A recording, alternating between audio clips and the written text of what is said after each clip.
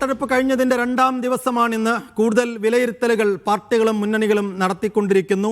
പെട്ടിക്കകത്ത് എന്താണെന്ന് ഇതുവരെ പുറത്തു വന്നിട്ടില്ല എങ്കിൽ കൂടിയും ഏറെക്കുറെ പെട്ടിയിലായ വോട്ടിനെ കുറിച്ചുള്ള ഒരു അസംപ്ഷൻ ഓരോ പാർട്ടികൾക്കും ഉണ്ടാകും. അതനുസരിച്ച് CPM-ന്റെ ചില കണക്കുകൂട്ടലുകൾ പുറത്തു വരുമ്പോൾ അത് അവർക്ക് ക്ഷീണം ഉണ്ടാക്കുന്നതാണ്. കളമശ്ശേരിയിൽ P. രാജീവ് തോൽക്കുമെന്ന് CPM ജില്ലാ സെക്രട്ടേറിയറ്റിന്റെ വിലയിരുത്തൽ. 7000 വോട്ടിന് പിന്നിൽ എന്നാണ് കണക്ക്. തൃപ്പൂണിത്തുറ അടക്കം 6 സീറ്റുകളിൽ വിജയിക്കുമെന്നും CPM വിലയിരുത്തൽ. മുഹമ്മദ് റഫീഖ് വിശദാംശങ്ങളുമായി. റഫീഖ്, CPM-ന്റെ എറണാകുളം ജില്ലാ സെക്രട്ടേറിയറ്റിന്റെ വിലയിരുത്തൽ വരുമ്പോൾ കളമശ്ശേരിയിൽ P. രാജീവ് ഒരുപക്ഷെ മന്ത്രിസഭയിലെ ഏറ്റവും പ്രമുഖനായ ഒരു മന്ത്രി, എറണാകുളത്തെ ഏറ്റവും പ്രധാനപ്പെട്ട നേതാവ്, മുൻ ജില്ലാ സെക്രട്ടറി എന്തുകൊണ്ട് കളമശ്ശേരിയിൽ തോൽക്കും എന്നതിന്റെ കാരണം നിരത്തുന്നുണ്ടോ സെക്രട്ടേറിയറ്റിൽ? സൈഫു, തെരഞ്ഞെടുപ്പ് നടക്കുന്നതിന് മുമ്പ് CPM ഏറ്റവും ഉറച്ച സീറ്റാണെന്ന് വിശ്വസിച്ചിരുന്നതാണ് കളമശ്ശേരി.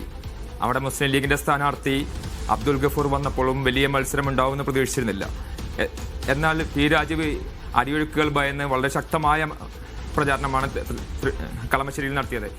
എന്നാൽ കളമശ്ശേരിയിൽ ഇപ്പോൾ അവസാന നിമിഷം ഈ പ്രചാരണം കഴിഞ്ഞു, തെരഞ്ഞെടുപ്പ് കഴിഞ്ഞു, എല്ലാം കഴിഞ്ഞ് CPM വിലയിരുത്തുമ്പോൾ ചില അടിയൊഴുക്കുകളുണ്ടെന്നും കഴിഞ്ഞ തവണ ഗഫൂറിന് നഷ്ടപ്പെട്ട ചില വോട്ടുകളുണ്ട്, അതായത് ലീഗിന്റെയും കോൺഗ്രസിന്റെയും ചില പ്രശ്നങ്ങൾക്ക് കാരണം നഷ്ടപ്പെട്ട വോട്ടുകളും ഇത്തരം വോട്ടുകളെല്ലാം കൂടി ഇത്തവണ UDF-ന് തിരിച്ചു വന്നതായും ഈ തിരിച്ചുവരവിലൂടെ ഗഫൂറിന് നേരിയ ഭൂരിപക്ഷം, ചിലപ്പോൾ 7000 വോട്ട് വരെ പോകാവുന്ന ഭൂരിപക്ഷം ഉണ്ടായേക്കുമെന്നാണ് വിലയിരുത്തൽ.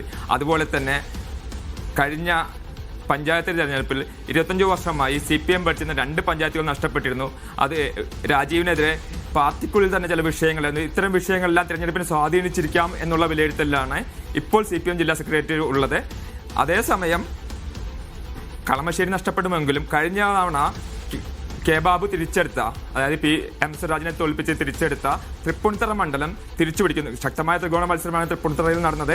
ആ മണ്ഡലം തിരിച്ചുപിടിക്കും എന്നുള്ളതാണ് CPM-ന്റെ വിലയിരുത്തൽ. ജില്ലയിൽ മൊത്തം 6 സീറ്റിലേക്ക്, എറണാകുളം ജില്ലയിൽ മൊത്തം 6 സീറ്റിലേക്ക് ഇത്തവണ ഇടതുപക്ഷത്തിന്റെ എണ്ണം ഉയരും. ആകെ 14 സീറ്റുകൾ. കഴിഞ്ഞ തവണ 5 സീറ്റാണ് ലഭിച്ചത്. 2016-ലും 5 സീറ്റ് തന്നെയാണ് ലഭിച്ചത്. ആ സീറ്റ് ഇത്തവണ 6ആയി ഉയരും.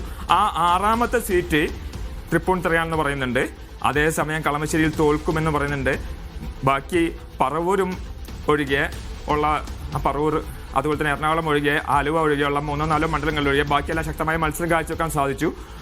ഈ പറയുന്ന സീറ്റുകളിൽ മിക്കവാറും എല്ലാം ശക്തമായ മത്സരം 1-2 സീറ്റുകൾ, ബാക്കിയുള്ള 10 മണ്ഡലങ്ങളിൽ 1-2 സീറ്റുകൾ പിടിച്ചെടുക്കാൻ കഴിയും. അങ്ങനെ 6 സീറ്റ് എത്തുന്നതാണ് CPM-ന്റെ വിലയിരുത്തലുള്ളത്. സേഫോ, കളമശ്ശേരി തോൽക്കും എന്ന് പറയുമ്പോൾ തൃപ്പൂണിത്തുറ തിരിച്ചുപിടിക്കും എന്ന് പറയുന്നത്, അപ്പോഴും ഒരു 6 സീറ്റ് മറ്റേതൊക്കെയാണെന്നുള്ളൊരു ചോദ്യം വരുമല്ലോ റഫീഖ്. കളമശ്ശേരി അവരുടെ കയ്യിലുള്ളൊരു സീറ്റ് നഷ്ടപ്പെടുന്നു, എന്നാലും 5 സീറ്റുകളിൽ ജയിക്കാൻ കഴിയുമെന്ന് പറയുമ്പോൾ തൃപ്പൂണിത്തുറ കഴിഞ്ഞാൽ പിന്നെ ഏതൊക്കെ സീറ്റുകളിലാണ് അവർ കാര്യമായി പ്രതീക്ഷ വെക്കുന്നത് റഫീഖ്? സേഫു, നിലവിൽ LDF-നുള്ള കൊച്ചി, വൈപ്പിൻ, കളമശ്ശേരി, കോതമംഗലം, കുന്നത്തുനാട് എന്നീ സീറ്റുകളാണ്. ഈ സീറ്റുകളിൽ കളമശ്ശേരി നഷ്ടപ്പെട്ടു കഴിഞ്ഞാലും അത് തൃപ്പൂണിത്തുറ തിരിച്ചുപിടിക്കുന്നവരുടെ മറികടക്കാൻ കഴിയും. ഇതോടൊപ്പം തന്നെ പെരുമ്പാവൂരിൽ പ്രതീക്ഷ വെക്കുന്നുണ്ട് CPM. കാരണം കോൺഗ്രസിൽ നിന്ന് വന്ന ഒരാളാണ് കേരള കോൺഗ്രസ് എമ്മിന്റെ സ്ഥാനാർത്ഥി. പെരുമ്പാവൂരിൽ അതുപോലെ തന്നെ കോൺഗ്രസിലെ ചില പ്രശ്നങ്ങൾ ഉണ്ടായിരുന്നു. എങ്കിൽ പോലും കോൺഗ്രസ് വിജയിക്കുമെന്ന് അവിടെ വിലയിരുത്തുന്നെങ്കിൽ പോലും CPM അവിടെ പ്രതീക്ഷ വെക്കുന്നുണ്ട്.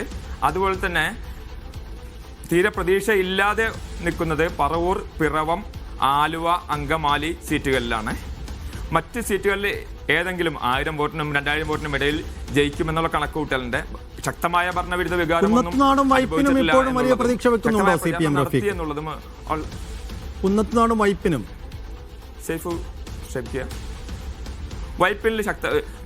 വെക്കുന്നുണ്ട്.